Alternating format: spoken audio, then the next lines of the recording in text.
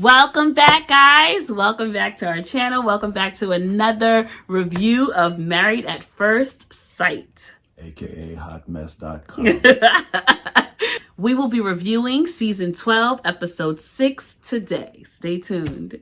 I did not forget my clipboard, okay? I ain't playing.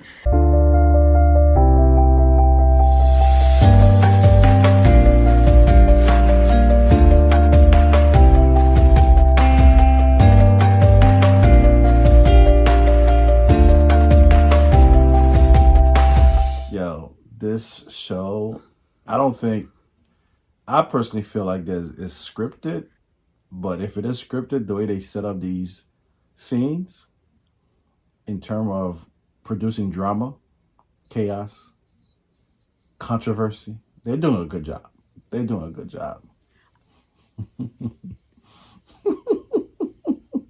I've watched this show for multiple seasons, all right?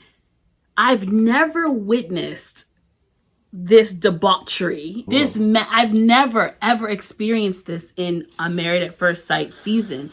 And it's almost like the experts got everyone wrong. Everybody's really bashing these experts. Like, what were you guys thinking?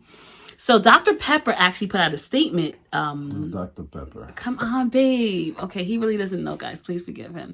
Dr. Pepper is one of the experts. You have Dr. Pepper, you have Pastor Cal, and you have Viviana. And it's the same experts every season? Yes. So it's not because they changed them? No. Dr. Pepper and Pastor Cal are very consistent. And where they got the degree from? Phoenix University? No offense. Don't do that. Don't do that. No offense if you go to Phoenix. Don't do that. Dr. Pepper put out a statement, and she was like, they go through an extensive process. They do background checks. They check their social media. She said, I think she said like a decade worth of social media. People lie on social media. And this is the thing.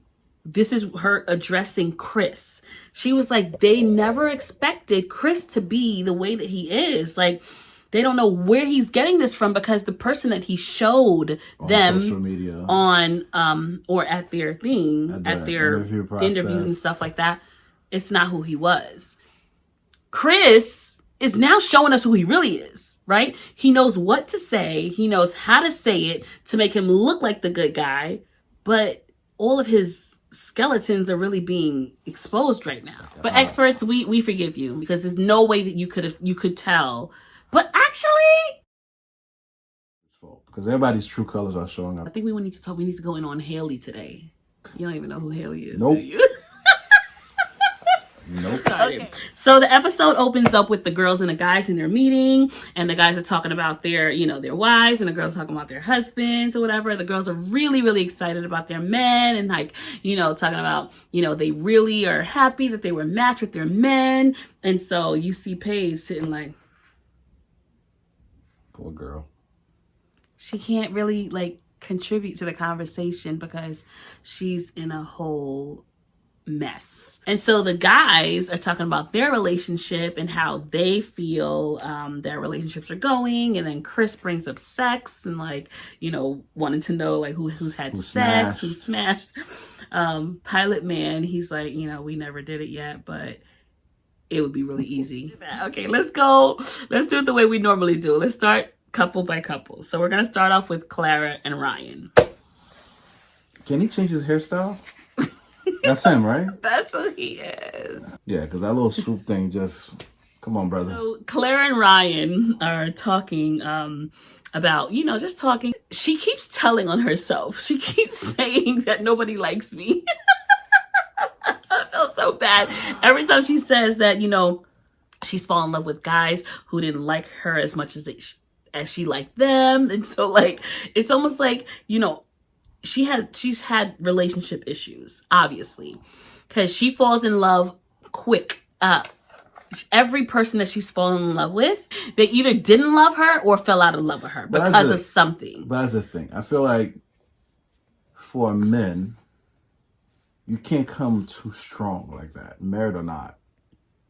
Sometimes if you come on too strong, they're like, whoa. Men don't like things to be easy. So if you're just falling in love, there's something wrong with you. And maybe that's why they all fell out of love with her. Maybe she seems like that very clingy, right? Type of person. I mean, I'm clingy. Don't do that. Don't do that. I can be clingy, but not annoyingly clingy, right? Babe.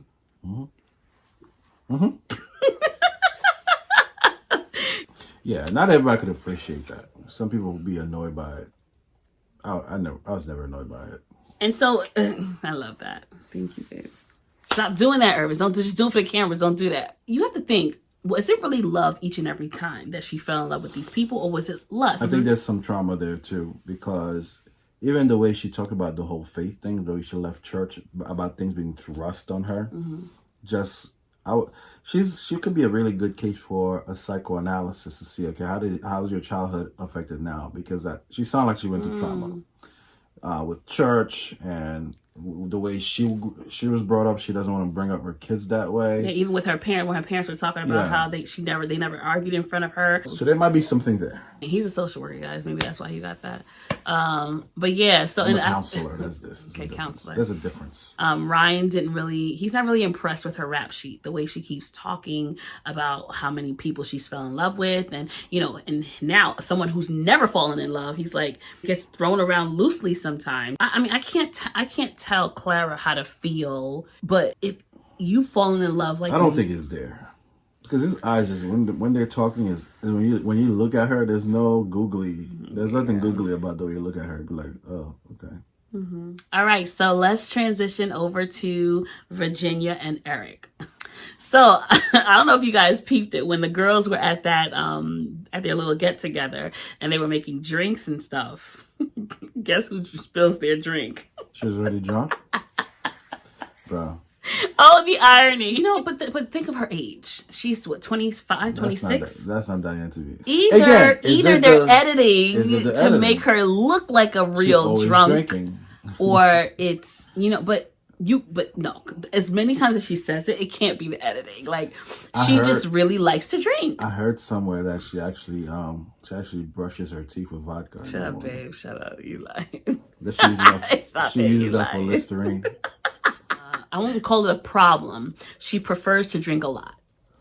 And Eric is just not that person. Pilot, for goodness sake. I thought that was her dad. Oh, shit. No, he acted like an old 36-year-old. Not only is he too uptight, he's on this cloud. Because he's a pilot. He's on like cloud 9, but he's there by himself. Because when the guys are talking about, how are they having any issues? He's like, we've had no issues. Like, we're like great, like amazing, right? And he has this warped view of them being like perfect. And then you go to her and she's like, yeah, we've had a few, right? She starts talking about how he doesn't want her to be friends with guys. He's her father. Yeah, he kind of like, he's a little, I would say controlling. He tries to tell her what to do, like a dad does to his daughter. Yeah, I just think the age thing and maturity. It's on 2 different levels. The way he speaks to her is very demanding. His choice of words are pretty demanding. And it's like, it's almost like he has to talk to her like that because of her immaturity. And is Virginia really ready for marriage? Like, it's always my. It's like, are you really ready for marriage? You're constantly talking about your friends. Yeah. Me and my friends, we do things this way. I'm not giving up my friends that are guys. I. But that's not how, there's no I in we. I was kind of taken aback when I saw Virginia and Haley were speaking, and Virginia was expressing her discontent with Eric and his controlling ways or whatever. And so the advice that she gave her was very impressive. So she was saying things like, you have to consider his feelings, but you got to do it in a way that will that he can respect, when it comes to her and her boyfriends or whatever. She's like, I'm not giving my friends up. I'm not giving my friends up. And she was like, no, you don't have to, but you have to make him comfortable. He has to get to know them, maybe hanging out with them in a group setting so that when he gets to know them, kind of giving her kind of really, really mature advice. I was like, okay, go ahead, Clara. Why are they always late? They always late to the gatherings. Is she be drunk? I think they probably try to give this perception, oh, we're so happy, we're getting a quickie in before we come downstairs. Gosh. You know, there's those couples like, yo, we just, when you go on trips with them, they're always late because they're doing something. But let's really talk about how Eric, when he was talking with the guys, how he was he drunk? Or was he like high? Like, because remember, he's been to Vegas before, so he probably know the spots. You know the spots where they get weed or cocaine. He was basically falling asleep on the conversations he was having with the guys. All right, let's go to our favorite couple, Brianna and Vincent. When did that happen? Okay, let's go to my favorite couple, Brianna and Vincent. All right, so my favorite couple is going through some tiffs. Is a tiff a word? So what happened to the whole, I love you, the sky is blue, I see heaven when I make sweet love to you? That's the honeymoon speaking. That was the honeymoon talking. That was like just getting to know you, but not really know who you really are yet. So now we know that Brianna is bossy. It's no secret. It was said on the first, when he first met her, when the family was introducing her.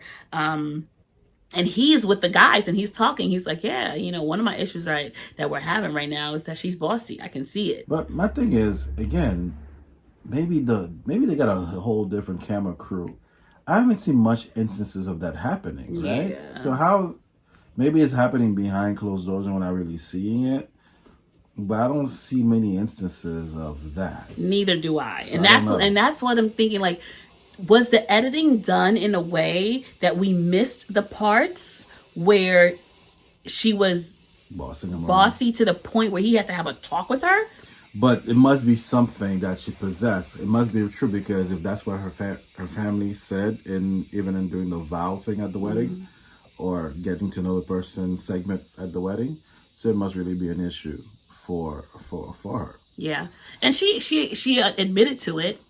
But when he approached her with it, she was like, I don't want you to feel like I'm being bossy. Kind of like in a way that, let me know, check me when it's happening. And then, but then even before that, he was talking about how this is who I am and I'm not changing for nobody. Experts. No, sir. No, Vincent. That's not what marriage is about. Yeah, I know that, experts. That's not what marriage is about. Like, if your person has an issue or a gripe with something that you're doing, you have to be willing to work on that. No, but we do other videos other than just these reviews, but we talk about how the message is delivered play a very big role. So we don't know what was said that we didn't see as it relates to expectations being put on him. And especially men, the way you say certain things to them, it could either open up a window or avenue for compromise and change, or you go that route of resistance. So if she's a bossy person as they're making her sound, I'm not justifying what he said, but he could be like, yo, nah, chill. And it's going to be interesting to see how that plays a part in their relationship in the upcoming episodes. I had a feeling that the honeymoon stage was going to end. I told you it was a fraud. Not a fraud. How about this? When they're talking and he was like, yeah, because, I want to blow up. Blow up? Oh, you blow up? You be blowing up? So when you're when homegirl, your cousin, sister friend, best friend, was telling Brianna that when you get upset, you get kind of crazy and people can't calm you down, and you said that she was lying. The beast. So obviously she wasn't lying, Vincent. She wasn't lying, because you be blowing up. You be blowing up. Get your life, bro. Come on, Vincent, don't do that. Don't do that. Everybody's rooting for you. All right, so we're gonna move on to Irvin's favorite. It's my favorite dude. It's not my favorite couple. Haley and Jacob. Jacob is the man. He's hilarious to me. I guess I can connect with socially awkward people. Haley, you are messed up. How could you do that to our Jacob? No, my Jacob. How could you do that to Irvin's Jacob? It's my man. It's my guy. She opens up talking about they had sex, right? And then she said, and that was it. That's all I got. What does that mean? What does that? What does that mean? Jacob didn't last long. He didn't last long. It's a song. It's a song. He spent too much time in that sauna, in the hot tub, in his house. What does that mean, Jacob? What did you do? Oh, didn't do. No. We don't know. We don't laugh at people's lives like this. We don't. Then she says, "I'm starting to like him." All right. So if you're starting to like him, then continue with that feeling. Like, what happened? You just switched up on homeboy, like, quick. And like, he's like, okay, now he's starting to feel insecure about himself. Like, okay, I just had sex with her, and now she's being distant. It's probably had nothing to do with the sex itself not being good. I think it could be like this was too soon for me, so now I don't know how to react after With this. her. As far as she's concerned, yeah, this was too soon. I probably never intended for that to happen so quickly. Now I feel some kind of, which is kind of weird at the same time because that's your husband of 5 days. Three, actually. I think it's still 3 days. It's still your husband of 3 days, but this, the walk of shame, like some women do the day after they've been intimate with somebody. Like when I was intimate with you the first time. I was joking. First of all, the context of which I'm referring to is almost like having a one-night stand. You just met the person, you gave it up too quick. You didn't give it up quick. We had to wait. We had to wait for marriage. I don't know if you're talking about dry humping. Cut my lung out, babe. But anyway, so maybe that's what maybe that's what it was. You guys tell us. Do you think it's an issue of? Do you think there could be? Wow, you're still laughing about that. Make a comment. Let us know which one. The sex wasn't good, or she just probably felt like, oh my god, I gave it up too quickly. But I love the way he even like approached her about it. Like that's why Jacob is the very man. Respectful. Yeah, I really like the way he did it. He didn't like try to make her feel like trash. He didn't try to make her feel guilty either. He just said, hey, how you feeling? Like, you being pretty distant. So he was very respectful. Just wants to know if she likes him. Men have feelings too. It's good to see that he really cares about her actually liking him. Like, he's not there just for the poontang, right? He's not just there he's there for her. And then he even says, the missing piece in all this for me is you. That was a good line. That was a good line. Jacob. Let's move on to... Look at my face. What do you think we're going to talk about? Paige and Chris. What's a breath of fresh air that is not just about Chris this episode. Chris is still not off the hook, okay? But we got some other people to talk about today. They all start to show their true colors. Yeah. So wait, let's first talk about how Paige was talking with the girls at the beginning, and how I really loved the analogy that she made about her relationship with Chris. She said, this is a marathon and not a sprint. We're not, like, we're married. Like, we just met each other. Yeah. There are a lot of things that we have to learn, a lot of things we have to learn about each other. But I like the way she phrased it. Like, this is a marathon, so we're taking our time. Yeah, but you need to sprint out that relationship, Paige. Chris got game. That boy has game. Now, not for every type of girl, but for Paige type girls. I think in the last video we said that she uses her Christianity and love for marriage and things of that nature and respect for marriage as to why she allowed that to happen, which is cool. But at the same time, you need to have standard. You need to have guidelines. And ladies, going to me. I hope y'all didn't say he has a zaddy to that answer. If you did, comment. Let's comment. Just say yes, zaddy. You have to hold the standard in the relationship. You cannot just let a dude come in and do whatever he wants to do and you just accept it. The first time you do that, that's the key. You're giving him the key to do it, to treat you that way, because you're not setting the boundaries. Women like Paige are great, but they need to have a great guy that is going to reciprocate and not take advantage Love it. of what it is that she's bringing to the table. Baby, talk to them nice. A man will appreciate. Ooh. No, but it's just that there are some women who are so catering, so nurturing, so inviting, so whatever other words that are synonymous to these terms I'm using. And sometimes you have guys who cannot cherish that. Instead of cherishing it, they take advantage of it. Because all we've seen so far in that very short time they've been married is that Chris is just taking advantage of every single forgiving attribute that she has. And I cannot see a happy marriage that way. He's going to be happy. Yes, I was going to say that. One side. There's going to be a one-sided happiness. He's going to be happy, but she's going to be suffering because she's giving, she's giving. And he's taking. I just put that post up on our Love Talks page. If you guys haven't followed us on Instagram, go to Instagram, Love Talks with the Garçon. And I was like, so many people, they like rush into relationships because they're like lonely. But we can't forget that toxic relationships exist too.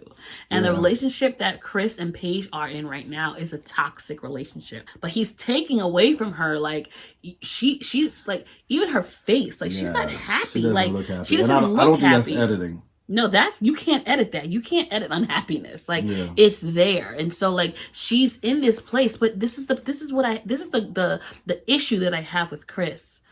Chris is a manipulator. Yeah. He uses his words, his gift of gab, right? He uses his words to manipulate her. All he has to do is say something nice. And she's now like swooning. Like she forgets everything that happened. Remember how we always talk about be what you need your mate to be? Be that example for them. The way she is could be the influence to help him change, to be a better person too. It could be. She's being a great example of what he needs to be, honestly. So now when it comes to money, now he's like, what are you going to bring to the house with you? She was like, I'm going to bring, just some clothes and some of the gifts that the people gave or whatever. And he's like, what you going to do with the money? We going to split it? Split it half, right? In half, 50-50. She was like, this is a marriage.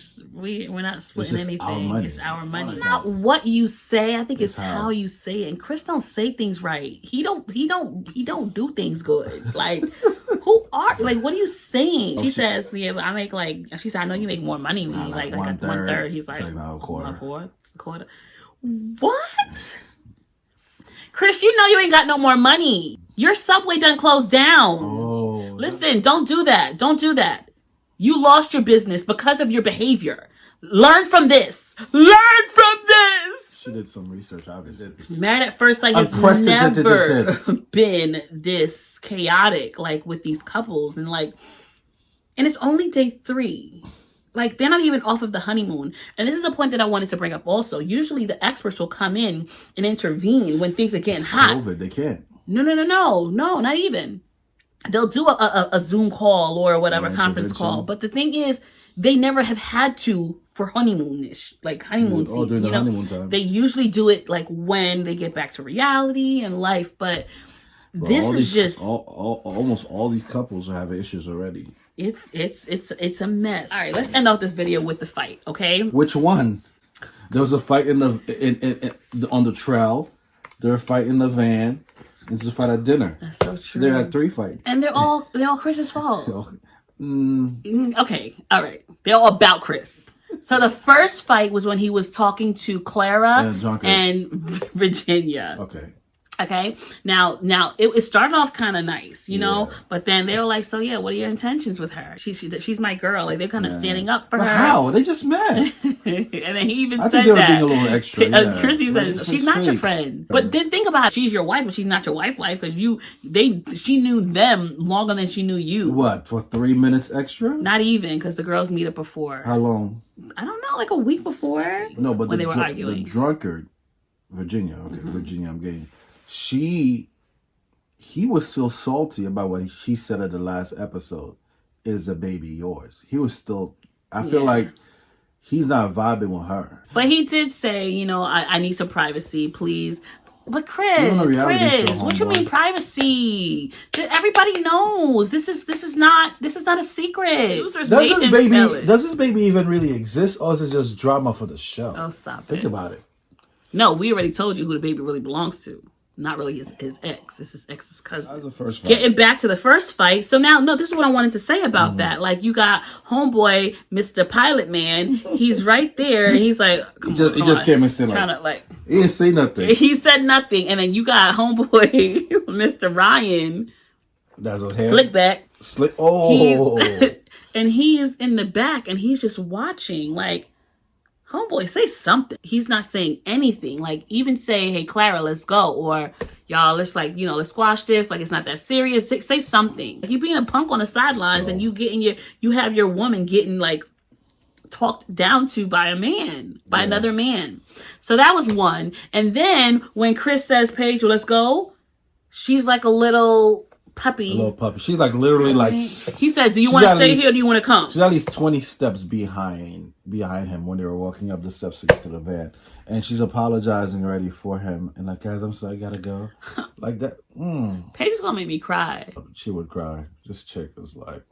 Like, I feel so bad for her. Then you get to the van and he tells him, says that I'm going to make it a living hell for them. Like, you're purposely going to make things even worse. Like, and man of God, why all those words coming out your mouth? Hey, they use the word ass in the Bible. But he said other words. Who are you representing right now? Then you get to the dinner table talking about, I wasn't being a man of God. Do it. The second fight was all Chris. It didn't have to go off like that. First of all, why wasn't he sitting next to her? Everybody was sitting next to each other, and he was in front of her. Everybody else is sitting next to each other. He had a plan. So now we come to the third fight. Chris opens up talking about he's apologizing. He's trying to fix his image. To save face, right? To save face. I want to keep that subway open. So he knows people are coming down on him. He gives a public apology. He apologizes to Clara. Ryan really, respects that because Ryan now he doesn't have to fight because his punk self just slick back. It was nice of him. Then he like makes an acknowledgement to Paige in front of everybody. She prayed for me like my grandmother used to pray for me. She's a woman of God. He's doing this apology, but then you like. Is it genuine, Chris? Are you being genuine? We don't know. So then Eric and Virginia comes in. Late again. And then the first thing she wanted to do is offer Paige a shot. She was taking shots when she did that too. Virginia done talked to him in a hotel room. You go down there and you tell that man that he never talks to me like that again. Because even when she was a producer, she was like, my brothers would have never allowed him. And my father would have never allowed him to talk to me like that. I've never been talked to like that. So she set him straight. That's why he came. And that's the first thing he said. If you do this in front of everybody, as Chris and as a man, you ain't going to check me in front of everybody. You're not. He might have accepted it differently if they had a one-on-one conversation on the side. As a man, you're going to be like, yo, you trying to punk me right now. But this is the thing, babe. Pilot Boy said, okay, you know what? We're going to leave, right? What did Chris do? He was leaving. He was going back to his hotel room. Yeah, Chris said, yeah, whatever you want to do. Standing up and trying to fight. Like, Chris can't fight. Chris cannot fight. He was happy Vincent was there to stop him. Look, yeah. And then they walk like 7 miles. Where you going? And why are you walking so fast? Vincent was tired. You could tell Vincent don't walk that fast. Vincent does not walk that fast. Where you going, He's over here trying to keep up. Like, okay, you're far from them now. Stop. But my thing is, once again, you leave this woman to face this embarrassment alone. I don't know. It's just so much. All right, so now let's finish up this video with Chris and Paige at the final scene, and they're packing up to go home. And now they're talking about, they're trying to talk about how. No, wait. What about when he said to her, "I'm spiritually attracted to you"? What does that even mean? That's too much. I'm spiritually attracted to you. What? You're on the deep end, bro. And what does Paige do? So now they're about to leave. They're packing up, and then he starts talking about how he's had conversations with. So this is the thing. He's having conversations with his ex at the honeymoon about what it would be like for them to be raising a kid together, because he don't want no other man raising his child. What? Chris, you are married now. You's married now. Like, you can't say things like that. And then he's like, she's like, what do you, he's like, you never asked me about that. Why do I need to ask you about you talking to your ex when I'm your wife about getting back together? So she's like, so you think about getting back together? That thought crossed my mind. You can't make this stuff up. You can't. That thought crossed my mind, and we've talked about it. I still love her. As a person. If you still loved her, then you shouldn't have come on the show, Chris. You should not have. You have unresolved issues that you should have stayed home and worked out. Period. You didn't have to come on Married at First Sight, because you could have got married to her if you wanted to. Oh no, but you cheated on her too, right? So now you're going to try to come and mess somebody else up? Is Chris a musician? I don't know. He used to be a preacher, I heard. Those preachers and musicians were in the church. And then this is when Paige, you think really Paige is really about, she's like, I'm done. And she took her jacket only to fold it to put it in the suitcase. I thought she was going to make a power move and actually walk out. But she just folded it so she could keep packing. This season just needs to stop, and everybody needs to breathe and go home. No, there's a lot to unpack. Hopefully we can do so in the next videos. We need to talk about Virginia's drinking problem. And we talk about their issues as relates to maturity and control. We need to talk about Brianna's Vincent's temper. Brianna's a controlling. She's bossy, and he has a temper. We don't want to see him blow up. So let's see what happened with that. Then you have my man Jacob. My man Jacob. I don't know if they're gonna make it. My man Jacob, yo, he got whipped. She gave him something that is whipped, but now she's not feeling it. You got to talk about that.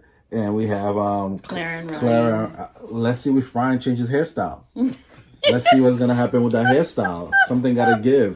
Something has got to give. And then you finally have Chris and Paige. We got to talk about their. There's a lot to talk about with them. Last thing before we go, I hear that his fiance is gonna make an appearance on the show to set things straight. Stay tuned. All anyway, right, guys. Thank you guys for watching. As always, don't forget to like, comment, subscribe, share it with 5 people.